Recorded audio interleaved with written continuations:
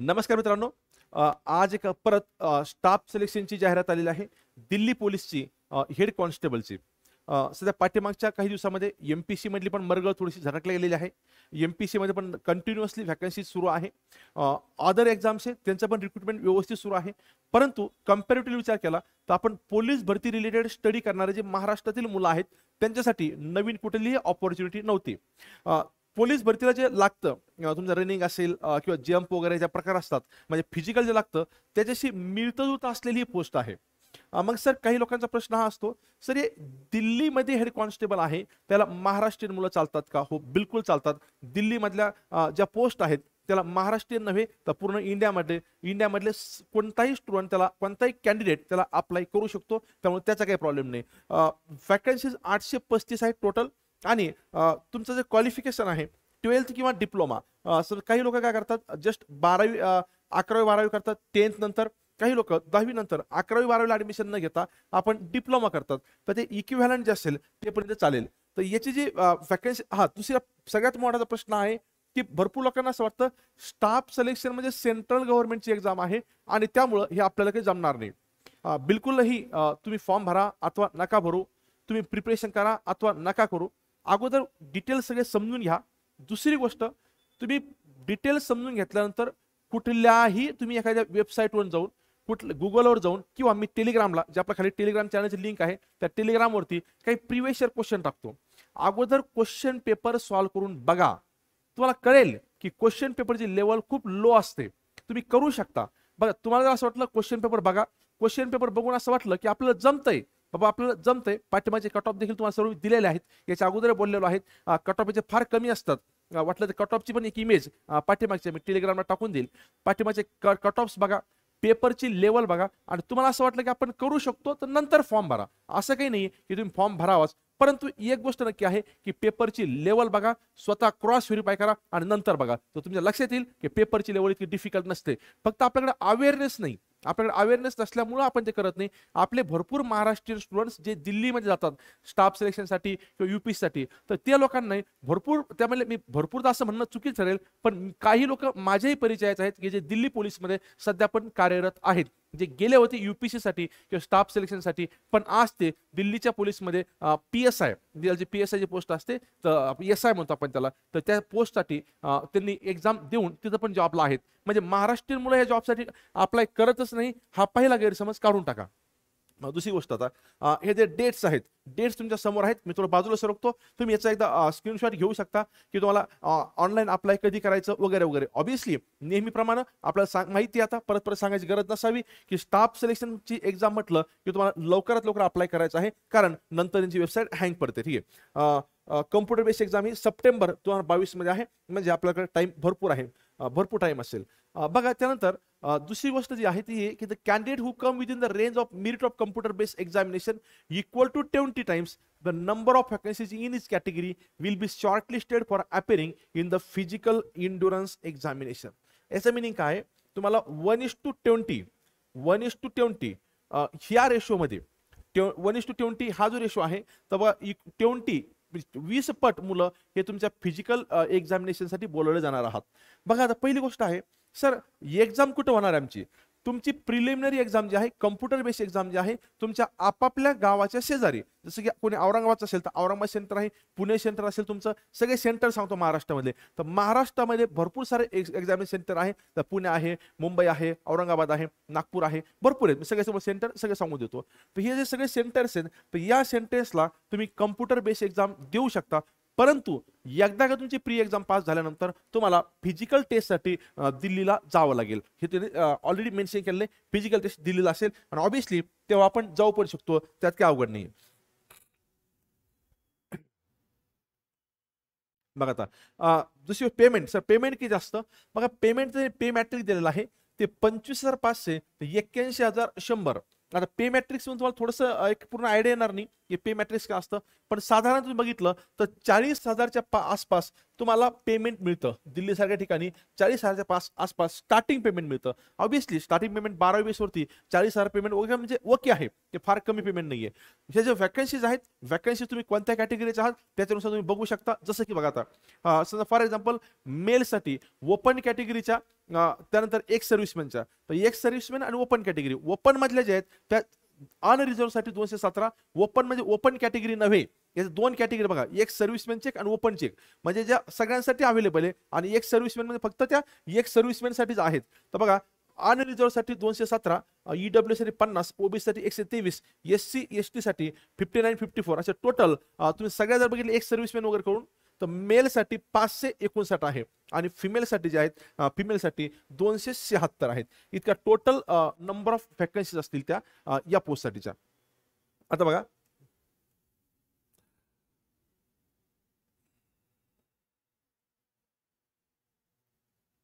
Age limit किती आहे, तर एज लिमिट बघा 18 ते 25, तुमचं एज लिमिट 18 ते 25 आहे. त्याच्या सोबत आपल्याला माहिती आहे जसं की SC ST साठी 5 वर्षाचं रिलॅक्सेशन असतं, त्यानंतर ओबीसी साठी 3 वर्षाचं, आणि बाकी जसं तुम्ही हँडिकॅप वगैरे असाल तर त्या प्रोपोर्शन मध्ये हे आपापलं एज रिलॅक्सेशन बघून घ्या. पण बेसिकली एज लिमिट ही 25 ची आहे, हायर लिमिट 25, नंतर SC ST साठी 5 म्हणजे 30, आणि ओबीसी साठी 3 म्हणजे 28, ओबीसी साठी 28, ओपन साठी 25, आणि तुमची SC ST साठी असेल तुमचं 30 वर्ष.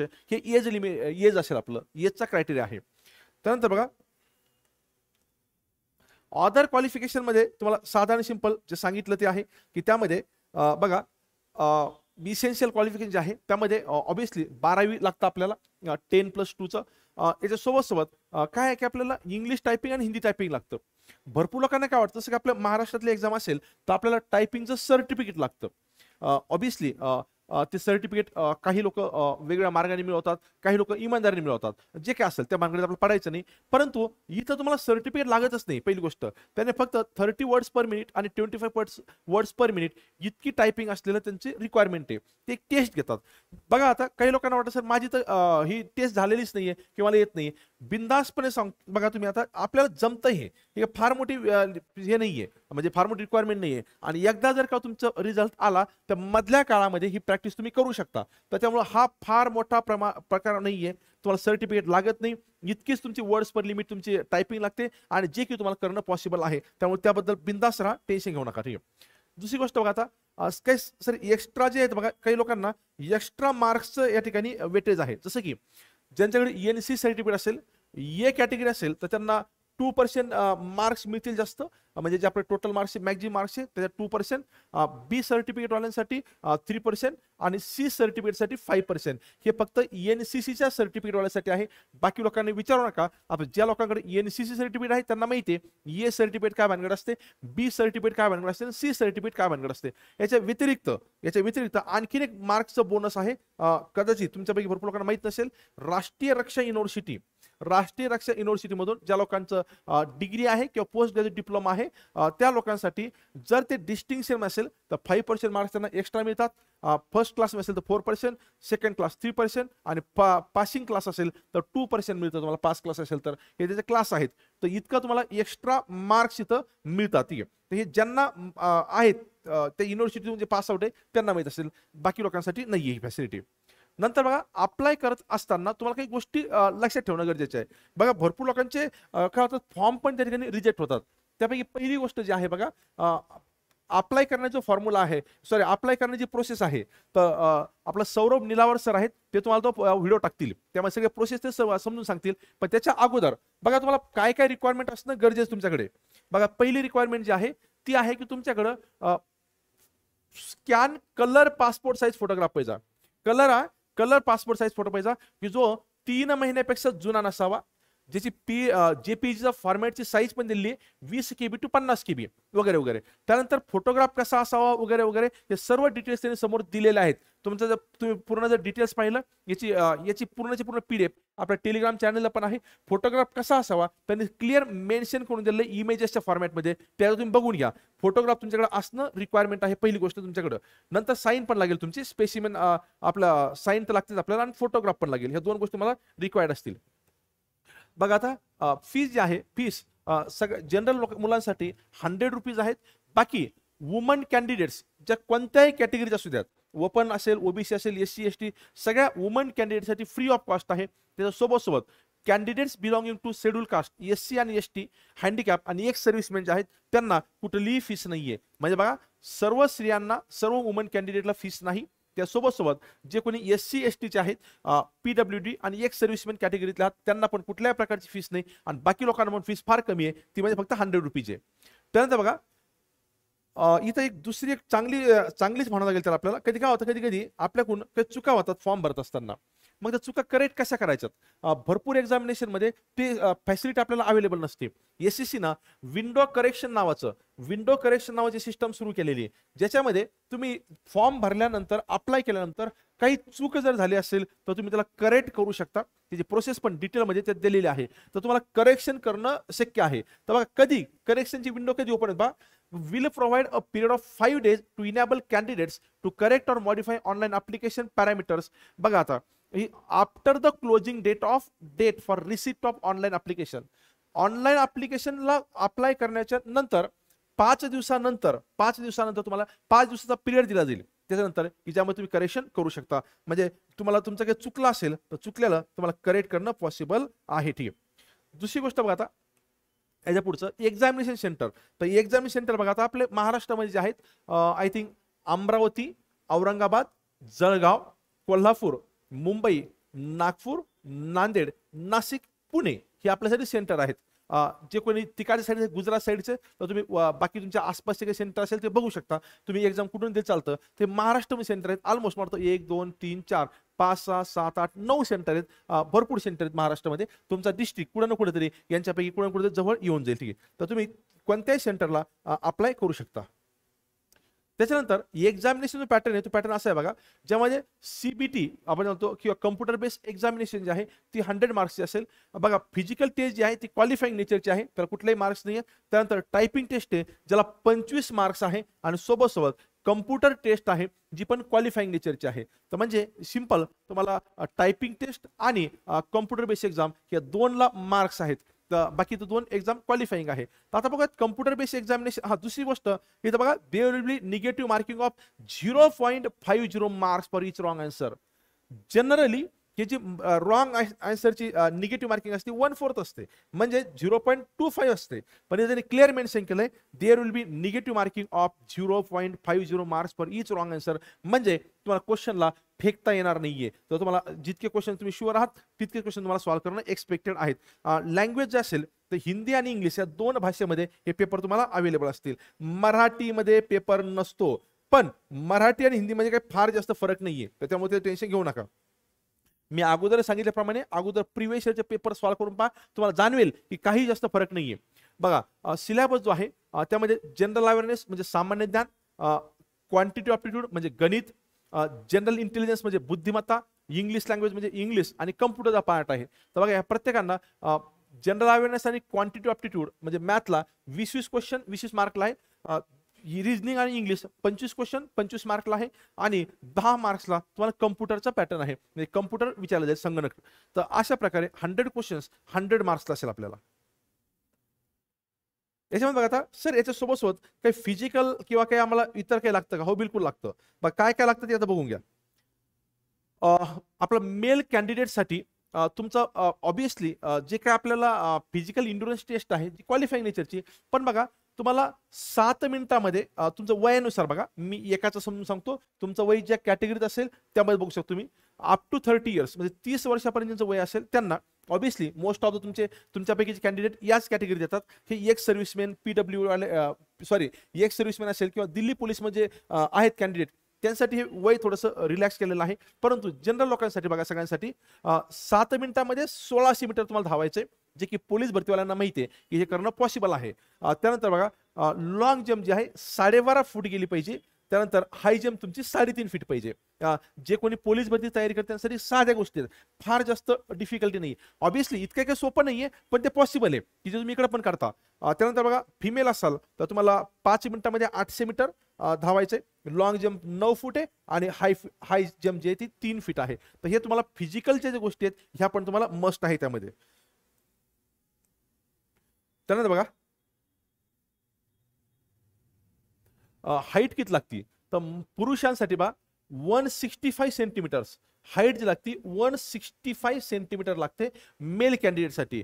आणि त्यासाठी बघा 5 सेंटीमीटरची सूट आहे कोणाकोणाला बघा, रेसिडेंट्स ऑफ हिल एरियाज म्हणजे डोंगरी भाग, जे डोंगरी भाग जसं की गरवाली जे, क्युमानी जे, गोरखा जे, डोंगरा जे, मराठा जे, and candidates belong to state of Sikkim, Nagaland. तुमच्याकडे हिली एरियाचं सर्टिफिकेट पाहिजे. हिली एरियाचं सर्टिफिकेट असेल, तुम्ही डोंगरी भागातले रहिवासी असाल तर तुम्हाला 5 सेंटीमीटरचं ते सूट मिळते. त्यानंतर बघा आता चेस्ट जी आहे, चेस्ट ही तुम्हाला 78 ते 82 याच्या रेंजमध्ये असणं गरजेचे.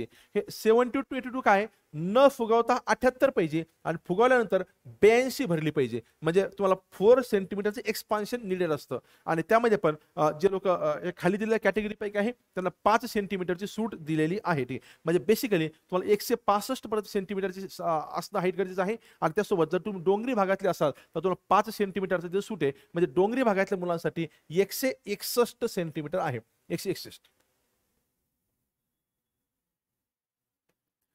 फिमेल कॅन्डिडेटसाठी बघा 157 आणि 5 सेंटीमीटर सूट आहे, मी तुम्हाला सांगितलेल्याप्रमाणे ज्यांच्याकडे हिल एरियाचं सर्टिफिकेट आहे त्यांच्यासाठी. आणि त्यानंतर यांना फिमेलसाठी दिलेलं पण नाही इथं, आणि मला वाटतं की नसावं, म्हणजे छातीचं एक्सपान्शन म्हणतो आपण, चेस्ट एक्सपान्शन, हे जनरली फिमेलसाठी नसतं कुठल्याच एक्झामला, इथं पण दिलेलं नाही. तर त्यामुळं मला असं वाटतं नाहीच ते नसणारच आहे, कारण कोणत्या मेन्शन केलेलंच नाही आहे. त्यानंतर बघा प्रोसेस काय आहे. प्रोसेसमध्ये बघा पहिली गोष्ट तुम्हाला 2 प्रोसेस आहे, एक वन टाइम रजिस्ट्रेशन आणि second filling of online application for the examination. One time registration मध्ये तुम्हाला तुमचं डिटेल्स भरायचे असतात, तुमचा मोबाईल नंबर, ईमेल आयडी, तुमचं नाव जे काय असेल तुमचं ते तुम्हाला 10वीचं जे सर्टिफिकेट असतं 10चं सर्टिफिकेट त्याच्यानुसारच भरणं एक्सपेक्टेड असतं. मी तर वाचून दाखवत नाही पण ते कंपल्सरी असतं, मला वाटतं दिलं असेल कुठेतरी, पण ते 10च्या सर्टिफिकेटनुसारच असतं की 10वीच्या सर्टिफिकेटवर जे तुमचं नाव आहे त्याच पण तुम्हाला नाव वगैरे भरायचं. एकदा तुम्ही वन टाइम रजिस्ट्रेशन केलं की नंतर तुम्हाला ऑनलाईन ऍप्लिकेशनला जायचं आहे. तर बघा ही जी प्रोसेस आहे या प्रोसेसचा म्हणजे अप्लाय कसं करायचं ह्या प्रोसेसचा व्हिडिओ रेकॉर्डेड फॉर्मॅटमध्ये तुम्हाला मिळून जाईल आपल्या चॅनलवरती. मोस्ट प्रोबेबली उद्यापर्यंत तुम्हाला तो मिळून जाईल की अप्लाय कसं करायचं वगैरे वगैरे, ही सगळी प्रोसेस सौरभ सर तुम्हाला टाकून देतील. तर बाकी याच्याबद्दल निश्चिंत राहा, तो व्हिडिओ तुम्हाला येऊन जाईल कसं अप्लाय करायचं काय करायचं ते प्रॅक्टिकल दाखवावं लागेल, असं फक्त वाचून चालणार नाही.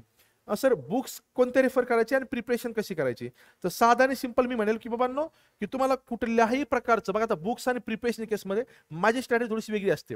माझं म्हणणं आहे समजा फॉर एक्झाम्पल तुम्ही सध्या ज्या एक्झामला प्रिपेअर करता त्याच एक्झामला स्टिक राहावं.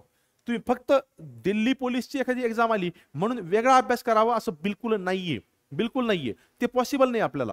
बिलकुल सध्या तुमचा जो अभ्यास आहे तोच अभ्यास तुमचा असावा. मग सर याचं फॉर्म भरल्यानंतर वेगळं काय करावं, तर वेगळे तुम्ही फक्त आणि फक्त क्वेश्चन पेपर सॉल्व्ह करावेत, क्वेश्चन पेपर्स. आणि सोबत फक्त जीकेचा काही पार्ट असतो बघा, जीकेचा पार्ट म्हणजे कसं साधारणपणे आपण जेव्हा अभ्यास करतो महाराष्ट्रीयन मुलं तेव्हा आपल्याला समजा फॉर एक्झाम्पल भूगोल आहे तर आपल्याला महाराष्ट्राचा भूगोल जास्त असतो, तिकडं भारताचा भूगोल असेल. समजा हिस्ट्री असेल, हिस्ट्रीमध्ये भरपूर साऱ्या गोष्टी आपल्याला महाराष्ट्राशी रिलेटेड लागतात, तिकडं इंडियाशी रिलेटेड लागतात. म्हणजे फक्त अशा फॅक्ट जीकेच्या की ज्या इंडिया रिलेटेड आहेत तर त्या इंडिया रिलेटेड फॅक्ट्स तुम्ही वाचणं गरजेचं आहे. बाकी तुम्हाला वेगळं काही करू नये असं मला वाटतं. बाकी तुमची आपापली चॉईस आहे, पण मला असं वाटतं तुमचा जो अभ्यासक्रम सुरू आहे ऑब्विसली कोणी वेगळं असं कोणी दिल्लीच्या SSCच्या हेड कॉन्स्टेबलसाठी वेगळी प्रिपरेशन करणार नाहीये. जर कोणी करणार असेल तर तुम्ही करू शकता, पण माझं सजेशन आहे तुमची जी तुम्ही प्रिपरेशन सुरू आहे ती सुरू ठेवा. फक्त तुम्ही काय करायचं इथं क्वेश्चन पेपरची जास्त प्रॅक्टिस करायची. मग सर क्वेश्चन पेपर घ्यायचे कुठून, पहिली गोष्ट क्वेश्चन पेपर तुम्हाला बुक्स पण विकत घ्यायची गरज नाहीये. ऑनलाईन भरपूर साऱ्या ठिकाणी तुम्हाला PDF मिळून जातील, भरपूर सारे क्वेश्चन पेपर मिळतील. नसेल मिळालं तर भरपूर सारे वेबसाईट्स आहेत, वेबसाईटवर तुम्ही क्वेश्चन पेपर सॉल्व्ह करू शकता. आणि नाही मिळालं तर मग तुम्ही कुठल्याही एका चांगल्या पब्लिकेशनचं जसं की तुमचं आपण बघितलं की किरण पब्लिकेशन आहे, स्पार्क पब्लिकेशन असेल किंवा आर्यन पब्लिकेशन असेल, अशा कुठल्याही नामांकित पब्लिकेशनचं तुम्ही एक क्वेश्चन पेपर सेट घेऊ शकता. पण मी सांगेल फक्त क्वेश्चन पेपर सेटच घ्यावं, बाकी कुठल्याही प्रकारच्या भानगडीत पडू नाहीये. चालेल. तुमचे काही डाऊट्स वगैरे असेल तुम्ही व्हिडिओच्या खाली टाकू शकता. आणि फॉर्म कसा भरायचा याचा सौरभ सर तुम्हाला व्हिडिओ टाकून देतील, रेकॉर्डेड फॉर्मॅटमध्ये तो व्हिडिओ येऊन जाईल. Thank you very much.